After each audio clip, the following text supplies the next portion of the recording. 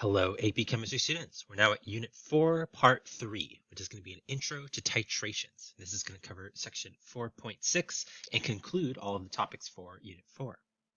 So our learning objectives here are to identify the equivalence point in a titration based on the amount of the titrant and analyte, assuming the titration reaction goes to completion, and to use the properties of a titrant and conditions at the equivalence point to determine something about the analyte. And this is going to make a lot more sense when I cover what all these terms mean. So titrations are a very important analytical technique in chemistry. Usually it's the type of technique that you're going to apply when you're doing a laboratory assignment where you have some sort of unknown quantity. And this unknown quantity is called an analyte. And it usually either has an unknown concentration, so an unknown molarity, or an unknown identity. We don't know what its chemical formula is. And we can either quantify its concentration or identify its formula by the careful addition of a titrant, which is a substance with a known identity and a known concentration that we know can react with the analyte to produce some sort of observable result. And we're going to do this until we reach an endpoint or an equivalence point. And how we determine where this point is determined by the type of reaction and the mechanics of the chemical equation. And in this diagram over here, we have an acid with unknown concentration. So this is going to be our analyte. And then we're going to be using a burette, which is like a long cylinder with small graduated lines. So we can measure how much volume has been added. We can slowly add this base of known concentration, which is our titrant, to our acid until we reach our endpoint. And that could be a color change. That could be various different things depending on the type of reaction. And titrations aren't just acid-base reactions. There are also redox and precipitation type titrations. And I'm going to go over all three of those in this presentation. So let's start with acid-base titrations, which are kind of the simplest, or at least the strong acid, strong base titrations are simple. There are also weak acid and weak base titrations. Those are a lot more complicated, and we're going to go over those in a later unit. But the main idea here is that when a strong acid is titrated with a strong base or vice versa, the progress of the reaction can be tracked using the solution's pH. So if you remember about pH, pH 7 is neutral, which is neither acid or base. And if you go below 7, you're acidic. And if you go above 7, you're basic. It basically is telling you which one is in excess. But if you have an equal number of both, they neutralize each other and make water, and you have a neutral pH of 7. So if you look at this graph here, this is volume of base being added here on the x-axis and then pH on the y-axis. So we start below 7, so we have an acid solution, and we're slowly adding base until we reach pH 7, and then we have an inflection point in this graph. And this represents our equivalence point for the acid-base titration. And what's important about that is if we look at pH 7 and then we look at its corresponding point on the x-axis, that tells us how much volume of the base that we had to add. And if we know what the concentration of that base is, we can calculate how many moles of base were added. And if the amount of moles of base and acid are equal at the equivalence point, we can then figure out how many moles of acid were in the original solution with unknown concentration. So we could solve for the concentration of the unknown using a little bit of stoichiometry. So let's do an example. So say we have a 2.0 molar sodium hydroxide, and we're adding it to 50 milliliters of hydrochloric acid with an unknown concentration. So the hydrochloric acid is our analyte, and the sodium hydroxide is our titrant. So if we use the graph, we can determine the concentration of HCl by the same means that I just explained. Or if we just know how many milliliters that we needed, we can also solve it without a graph. But let's do it with the graph here. So our inflection point is here, corresponding to a pH 7. And then if I go down to the x-axis, that's about 25 milliliters of sodium hydroxide that were added to get us to the equivalence point. So if we know that the chemical formula is going to be a 1-to-1 ratio of hydrochloric acid to sodium hydroxide to produce sodium chloride and water, and we know that the amount of sodium hydroxide that we needed to get to the equivalence point was 25 milliliters, I can then use that 25 milliliters converted to liters and multiply that by the concentration of the titrant, which was 2.0 molar. And then I end up with 0.050 moles of sodium hydroxide added to the solution. And then I know that it's a 1-to-1 ratio, so I can multiply it by 1 mole of HCl over 1 mole of sodium hydroxide. And that tells me that there was 0.050 moles of hydrochloric acid in the original solution. However, we wanted to know the concentration, so we're going to need the moles per liter. Luckily, we knew that the original hydrochloric acid solution was 15 milliliters. So if I take my 0.050 moles and divide it by 0.0500 liters, I end up with a final concentration of 1.0 molar hydrochloric acid. So we've therefore solved for the concentration of the unknown by adding a known quantity. All right, now let's talk about redox titrations. We're going to need to use what we know already about balancing redox half reactions in order to make this make sense, because we're going to need to know what the ratio of the different components are. But it's going to follow the same type of idea. We're going to take a substance with a known concentration, which is our titrant, that we know can oxidize a substance with an unknown concentration, which is our analyte. And at the end point of the reaction is usually going to be indicated by some sort of color change. That's because changing oxidation states can change light absorption. If you remember about light absorption, it has to do with electrons moving from different subshells and different orbitals within the atom. And if we are changing the amount of electrons, we're going to be fundamentally changing how those energy levels interact. So we can end up changing the color of the material. And it also makes sense if you think about like pure iron is kind of a dark gray color, but iron that has been rusted, iron that has been oxidized, then turns red. So let's do an example. So say we have 50 milliliters of a solution of sodium oxalate, which is Na2C2O4. It's an ionic compound. Here's our cation, and here's our anion. And it's colorless and has an unknown concentration. We then have another solution, which is an acidified solution of 0.450 molar potassium permanganate, KMnO4. And acidified means that there's H plus present. This is a common factor in a lot of redox reactions. And we know that this potassium permanganate is a strong oxidizing substance.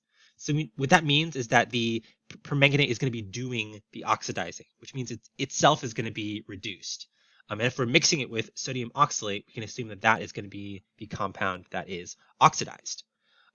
So we add this potassium permanganate slowly until the solution turns pink. And when it stops turning pink, when we have reached our full pinkness, we have added 25.4 milliliters of potassium permanganate at that point. So much like the acid base, I can use this volume and the concentration of the original to sort of figure out how much of the unknown quantity there was. But in order to do this first, we're going to need to understand the chemical equation for the redox reaction, because we're going to need to know what the mole ratio between these two compounds are. It's not quite as simple as that acid-base example that we went over earlier. So we want to figure out what the original concentration of the sodium oxalate was. Also, just because these reactions are kind of complicated, sometimes you'll be given the products. So we know that oxalate is going to turn into carbon dioxide, so C2O4 is going to turn into CO2, and the manganese in the potassium permanganate is going to be reduced to manganese 2+. So with that in mind, let's do some half reactions. So for the acidified permanganate, our half reaction is going to look like this. So we start with permanganate here. This is already balanced, but let's go over why it is balanced. Oh, and also potassium and sodium that were in the sodium oxalate and the potassium permanganate respectively. We have taken those completely out. They're spectator ions. They're not going to matter in the overall chemical equation. All right, so permanganate here. First, let's figure out its oxidation state on the manganese. So oxygen is 2 minus, and we have 2 minus times 4, so that's 8 minus, and we need to add up to a total of 1 minus. So that means that our manganese here is 7 plus, and then we're ending as manganese 2 plus. So in a reduction here, we are gaining 5 electrons to go from a state from 7 plus to 2 plus. And then also we know that this is the acidified solution, so we have hydrogen ions in there. And then we need to put water on the product side in order to balance it. But basically, the hydrogen ions here and then the oxygen parts of the permanganate are going to combine to make a water molecule. And since I have 8 of those here, I'm going to need 4 waters here. All right, so that's our reduction half reaction. Now let's look at our oxidation half reaction. So I have oxalate here and carbon dioxide here. This one's a little bit more complicated because we need to solve for the oxidation states of both of the carbons.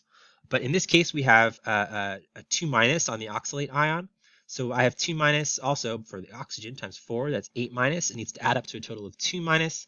That means that we have a total of 6 plus for the carbons. And there's 2 of them, which tells us that the oxidation state of each individual carbon is going to be 3 plus on the reactant side here. Now for the product side, I have oxygen 2 minus times 2. So that's going to be 4 minus. And this is a neutral compound. So that means that the carbon is going to have to balance both oxygens. So the carbon's going to have to be 4 plus. So we're going from 3 plus to 4 plus. So each carbon atom here is losing 1 electron. However, this is happening twice since there's 2 carbons in the oxalate and we're producing 2 individual carbon dioxide molecules. So that means that in this half reaction, 2 electrons overall are being lost. And since half reactions are happening simultaneously and are linked, the electrons being gained in the reduction are the same as the electrons being lost by the oxidation. We need to add coefficients, or we need to change the coefficients. We need to multiply both of these half reactions by something that makes those electrons the same. So this one we're going to multiply by 2, and then this one we're going to multiply by 5, so that we have 10 electrons in both cases. And when I do that, I multiply this one by 2 and multiply this one by 5, and then add them all back together. I end up with the total equation of 16 hydrogen ions plus 5 oxalate ions plus 2 permanganate ions, making 2 manganese 2 plus 8 waters and 10 carbon dioxides. So now that I have the balanced redox reaction, I can do the stoichiometry and I can solve for the unknown concentration of the original oxalate solution. All right, so I knew that 25.4 milliliters of the permanganate were added to get to that endpoint, and I know that it had a concentration of 0.450 molar. So much like in the acid-base example, I can multiply the volume of the permanganate by its concentration and get the moles. So we end up with 0.0114 moles of permanganate. Also, I know based off of the chemical equation that there is a 5 to 2 ratio of oxalate to permanganate. So I can take my moles of permanganate, multiply it by 5 over 2, and get the moles of the oxalate, which is 0.0286. And then lastly, I knew that the original solution was 50 milliliters. So much like in the acid-base one, I can take the moles of the unknown, divide it by the volume of the solution to get the final concentration of it, which in this case is 0.57 molar oxalate. All right, let's do another example. So in this example, a chemist has a 10 milliliter solution with an unknown concentration of tin 2 plus ions. And it's in an excess of acid, so H plus ions, like in the last example. In order to solve for the concentration of tin ions, the chemist slowly adds a deep red colored solution of potassium dichromate, which is K2Cr2O7, which we know has a concentration of 0.0800 molar. We know that that when we add potassium dichromate to a tin 2 plus solution, that it's going to oxidize it to tin 4 plus. Tin 2 plus and tin 4 plus are both colorless ions, so that's not really going to be our clue. However, when we produce a solution of chromium 3 plus ions from our original dichromate, a green color is going to form. So we're going to be adding a red solution that is going to slowly turn green when we add it to the tin solution. And once it stops turning green, once we get our maximum greenness, we know that we'll reach an endpoint. And in this experiment, we find that it takes 12.5 milliliters of the potassium dichromate to turn the solution fully green. So for this, we're going to try to, one, write a balanced equation for the redox reaction, much like we did before. Then we're going to calculate the concentration of tin 2 plus ions. And then also, I want to calculate the minimum concentration of hydrogen ions in the acidified solution. So this will also kind of give us a clue on like how we would make this in real life. Also, I included a semi-related video. If you want to look at this, this is just an example of the chromate going from red to green in an oxidation reaction. It's combining with a different substance. It's not combining with tin in this example, but you'll get it. You'll get the gist of what this looks like. All right. So similar situation to before. We're going to make some half reactions. We're going to balance them. We're going to make sure that the electrons are consistent between the two half reactions, and then we're going to add that all up to get our full balanced equation. So first off, let's think about the chromium. So in this case, in the potassium dichromate, it's a neutral compound. So I have 7 oxygens, so 7 times 2 minus, that's 14 minus. I know that the potassiums are 1 plus each, so that brings it down to 12 minus. And then the 12 minus needs to be canceled out by 12 plus due to the 2 chromiums. So we can assume that each chromium is going to have an oxidation state of 6 plus. So we have chromium going from 6 plus to 3 plus. And then the tin is already laid out for us. It's going from 2 plus to 4 plus. So the tin is being oxidized and the chromium is being reduced. So in my chromium reduction, I have Cr6 plus 3 electrons becoming Cr3 plus. And then for my tin, I'm going from 2 plus to 4 plus. So that is a loss of 2 electrons. And since these numbers of electrons don't agree, I'm going to multiply this half reaction by 2 and this half reaction by 3 so that I have 6 electrons in each case. And I'm going to get these, and then I'm add them back up, also, taking into account the other things that are in the reaction. So I didn't need to multiply the potassium dichromate here because the 2 chromiums were already there in the equation. But then I have 3 tin here, 2 chromium here, 3 tin there, and then the hydrogen and the oxygen and the water.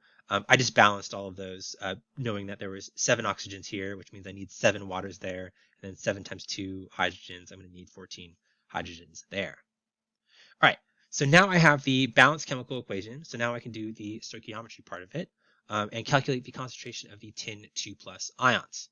So much like before, I take the volume that was added of the titrant, multiply it by the concentration of the titrant to get the moles of titrant added, in this case 0.00100 moles of potassium dichromate. In this case, I could have also taken out the potassiums just because they're spectator ions. I don't know why I didn't do that here, but don't worry about it. So I take the moles of the potassium dichromate. I know that there's a 3:1 ratio of tin to dichromate. So that gives me the moles of the unknown tin. And then I can divide it by the total volume, which was, in this case, I think it was 10 milliliters. Yeah, 10 milliliters. So divide by 0.0100 liters, and we end up with a final concentration of 0.300 molar tin 2 plus. And the last part is I want to calculate the minimum concentration of hydrogen ions needed. And for this, I just need the ratio of the analyte, or either the analyte or the titrant, since we know what they are now, the ratio of that to the hydrogen ions. In this case, I took the moles of the dichromate, which I saw for earlier here, and multiplied it by 14/1, the ratio of the dichromate to the hydrogen ions, and got a total of 0.0140 moles of H+. And I knew that this solution was 10 milliliters, so I'm able to solve for what the hydrogen ion concentration in that solution should be by taking the moles of hydrogen ions and then dividing it by the 0.01 liters, aka the 10 milliliters. And that tells us that the concentration of the hydrogen ions for this reaction to work completely needs to be 1.40 molar. All right, so that's redox titrations. Now let's talk about precipitation titrations, which are also called gravimetric analysis. And this is when we're using an unknown aqueous ionic compound that either we don't know its concentration or its identity, its chemical formula. And we're going to identify it or quantify it by the mass of a known precipitate that it can produce. So if we know that it's going to react with a titrant of some sort, we can measure how much there was in the original solution based off of how much precipitation that we observe. So like in the example here, we have some soluble salt containing lead 2 plus and other ions. So the other ion in this case, which was represented by the little yellow circles here, that's unknown. So we have lead 2 plus combined with something. And then we're going to take we're going to make a solution of it, and then we're going to add a solution of sulfate, since we know that sulfate is going to combine with lead 2 plus to make an insoluble compound. So it's going to pull the lead out of the solution. And then we end up with a lead sulfate precipitate, and then some other chemical substances that are floating around in the solution. And while we already know what this precipitate is, if we measure its volume, we can then solve for the amount of lead, and we could do some stoichiometry to figure out what that unknown substance was. But I'll go over what I mean. This next slide, I just have the solubility rules. We're going to need these for reference later. Okay, so gravimetric analysis. I already explained kind of the idea here, but let's go over an example. So if I have a solution that contains 6.23 grams of an unknown alkali metal sulfide, so that means either lithium sulfide, sodium sulfide, potassium sulfide, perhaps even cesium or rubidium sulfide, but let's do the math before we get ahead of ourselves. And it's going to be mixed with an excess solution of copper 2 sulfate. And as we add this copper 2 sulfate, the copper is going to combine with the sulfide in solution, and we're going to get a copper sulfide precipitate, an insoluble copper sulfide compound. And when we get all the precipitate and then we filter it and then measure its mass, we find that it has a mass of 5.40 grams. And we can use this to identify the unknown alkali metal through stoichiometry. And as always, first let's make a balanced chemical equation so that we can understand the mechanics of the reaction. So our X2S, this is our unknown alkali metal sulfide. X is just representing either lithium, sodium, or potassium, is combining with the copper 2 sulfate to produce the alkali metal sulfate and then the copper sulfide precipitate. And this is already balanced, it seems. But let's get a net ionic equation just so we can see what the actual chemistry is happening here. The alkali metals are going to split up from the sulfides. The copper and sulfates are going to split up. And then the alkali metals and the sulfates are going to split up. So basically, the overall chemical equation here, or the overall net chemical equation, is sulfide plus copper 2 plus, making copper sulfide. And we're going to use this now to solve for the grams of sulfur. And we're going to be able to sort of indirectly figure out what X is based off of these grams of sulfur. But you'll see what I mean in a sec. So to calculate the grams of sulfur, I'm going to take the grams of the copper sulfide and then use stoichiometry to back calculate the grams of sulfur. So I take copper sulfide, I divide it by its molar mass, and I get the moles of copper sulfide, which is 0.05649. And then I'm going to multiply that by the 1-to-1 ratio of copper sulfide to sulfide. So we get the same number of moles of sulfide. And then I'm going to multiply that by the molar mass of sulfur to get 1.81 grams of sulfur. So then I know that from this 5.40 grams of copper sulfide, that 1.81 grams of it were sulfur. But that's also important because I know that of the original 6.23 grams of unknown, that 1.81 grams of it were sulfur. So that's going to come in handy later too. So there's multiple ways you can go about this. One common way to do this is by mass percent. So I know that the original compound was 6.23 grams. And if 1.81 grams of that are sulfur, I can calculate its mass percent. So if I take 1.81, divide it by 6.23, and then multiply that by 100, I know that the original compound is 21.1% sulfur. And now I can calculate with the mass percent sulfur it would be in all of the options that I was considering for the identity of the unknown. So instead of using the grams from the original solution, I can calculate sort of a theoretical mass percent for each of these compounds by taking the mass of sulfur, the molar mass of sulfur, and dividing it by the molar mass of the whole compound. So for lithium sulfide, it's 32.1 grams per mole for sulfur, and then the lithium sulfide overall is going to have a molar mass of 45.95. So if I divide the sulfur mass by the whole compound mass and multiply it by 100, that's 69.9% sulfur. So it's obviously not going to be lithium since we're trying to match 21.1% sulfur. And then I do the same thing for sodium sulfide and potassium sulfide, dividing the molar mass of sulfur by the molar mass of the compound, and then multiplying it by 100. And I end up with 41.2% sulfur for sodium sulfide and 29.1% sulfur for potassium sulfide. And it looks like we have our winner here. This then tells us that the unknown compound is potassium sulfide by matching the mass percent to the percent sulfur that we solve through stoichiometry. There's another way to do this without doing mass percents, just using stoichiometry. and I'll go over that now. So this is the same problem, and I'm just presenting a different way to do this. So we had our, here's our complete ionic equation again. We can calculate the moles of the unknown. So I already knew how many moles of sulfur or sulfide there was, based off of knowing how many moles of the copper sulfide there was. And that gets us to, since the sulfide to the potassium, sorry, the sulfide to the unknown alkali metal are a 1-to-2 ratio. I could take the moles of sulfide, multiply it by 2/1, and that gives us the moles of the alkali metal ion, which is 0.1130. And then I know that since there's 1.81 grams of the sulfur, which I calculated in the previous problem, and I knew that there was 6.23 grams of the original compound, I can subtract the grams of sulfur from the grams of the total compound to get the grams of just the alkali metal.